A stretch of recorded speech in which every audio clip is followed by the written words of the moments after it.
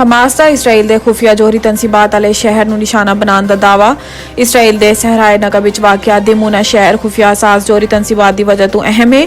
Israel ਤੇ ਫਲਸਤੀਨ ਦੇ ਦਰਮਿਆਨ ਹਾਲੀਆ ਜੰਗ ਦੀ ਕਵਰੇਜ ਲਈ ਲਿਬਨਾਨ ਵਿੱਚ ਮੌਜੂਦ ਟੀਮ ਨੇ ਵੀ ਇਬਰਾਨੀ ਮੀਡੀਆ ਦੇ ਹਵਾਲੇ ਤੋਂ ਤਸਦੀਕ ਕੀਤੀ ਹੈ ਕਿ ਹਮਾਸ ਨੇ ਦਿਮੂਨਾ ਸ਼ਹਿਰ ਨੂੰ ਨਿਸ਼ਾਨਾ ਬਣਾਉਣਾ ਹੈ। ਤਾਹਮ ਇਹ ਮਾਲੂਮ ਨਹੀਂ ਹੋ ਸਕਿਆ ਹੈ ਕਿ ਆਇਆ ਹਮਾਸ ਦੇ ਹਮਲੇ ਸਿਹਨੀ ਫੋਰਸਿਸ ਜਾਂ ਹਸਾਸ ਜੋਹਰੀ ਤਨਸੀਬਾਤ ਨੂੰ ਕਿਸ ਕਿਸਮ ਦਾ ਨੁਕਸਾਨ ਪਹੁੰਚਿਆ ਹੈ ਜਾਂ ਨਹੀਂ। ਗੈਰ ਮੁਲਕੀ ਮੀਡੀਆ ਦੇ ਮੁਤਾबिक ਹਮਾਸ ਨੇ ਗਜ਼ਾ ਵਿੱਚ ਇਸਰਾਈਲੀ ਫੌਜ ਦੇ ਜ਼ਮੀਨੀ ਕਾਰਵਾਈ ਸ਼ਰੀਕ ਇੱਕ ਫੌਜੀ ਟਰੱਕ ਨੂੰ ਵੀ ਤਬਾਹ ਕਰ ਦਿੱਤਾ ਹੈ, ਜਦਕਿ ਹਜ਼ਬੁੱਲਾ ਨੇ ਵੀ ਇਸਰਾਈਲ ਫੌਜੀ ਕਾਫਲੇ ਤੇ ਚੈੱਕ ਪੋਸਟ ਨੂੰ ਨਿਸ਼ਾਨਾ ਬਣਾਇਆ ਹੈ।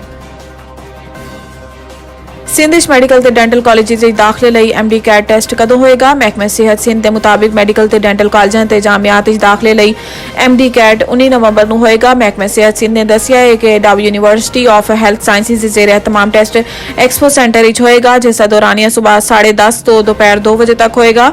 ਮਹਿਕਮੇ ਸਿਹਤ ਦੇ ਮੁਤਾबिक ਇਮਤਿਹਾਨੀ ਮਰਕਜ਼ ਵਿੱਚ ਦਾਖਲ ਹੋਣ ਤੋਂ ਪਹਿਲੇ ਉਮੀਦਵਾਰਾਂ ਦੀ ਤਲਾਸ਼ੀ ਲਿੱਤੀ ਜਾਏਗੀ ਤੇ ਇਸ ਦੌਰਾਨ ਮੋਬਾਈਲ ਫੋਨ, ਕੈਲਕੂਲੇਟਰ ਤੇ ਇਲੈਕਟ੍ਰੋਨਿਕ ਡਿਵਾਈਸਿਸ ਲਾਉਣ ਵਾਲੇ ਉਮੀਦਵਾਰ ਦਾ ਪਰਚਾ ਮਨਸੂਖ ਕਰ ਦਿੱਤਾ ਜਾਏਗਾ। ਇਸ ਤੋਂ ਇਲਾਵਾ ਟੈਸਟ ਦੇਣ ਵਾਲੇ ਬੱਚਿਆਂ ਦੇ ਵਾਲਿदैन ਤੇ ਰਿਸ਼ਤੇਦਾਰਾਂ ਨੂੰ ਇਮਤਿਹਾਨੀ ਮਰਕਜ਼ ਦੇ ਅਹਾਤੇ ਤੇ ਇਤਰਾਫ ਵਿੱਚ ਰਹਿਣ ਦੀ ਇਜਾਜ਼ਤ ਨਹੀਂ ਹੋਏਗੀ।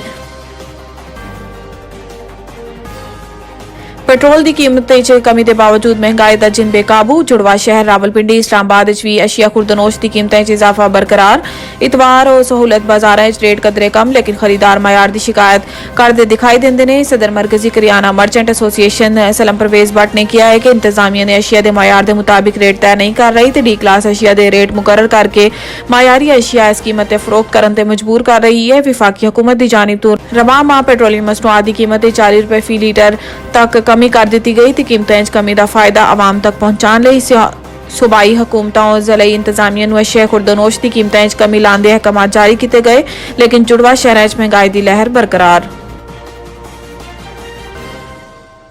अवाम ਨੂੰ महंगाई तो निजात दिलाना अवलीन तरजीह है। गुज़िश्ता रोज़ शहबाज शरीफ ने पार्टी रहनुमा अमीर मकाम ते मुदस्सिर कयूम नाहरा नाल मुलाकात की, जिस दौरान गुफ्तगू करते हुए शहबाज शरीफ ने कहा है कि नून लीग हमेशा की तरह इस बार भी कौम दी उम्मीदां ते पूरा उतरेगी। साबिक वज़ीर आज़म का कहना सी कि आम इंतखाबात 21 अक्तूबर के जज्बे ते तारीखी आज़म नूं उतरांगे। अवाम नूं महंगाई तो निजात दिलाना अवलीन तरजीह है। शहबाज शरीफ ने मजीद कहा है कि पार्टी कायद नवाज शरीफ की क्यादत विच मुल्क नूं मुआशी कुव्वत बनावांगे।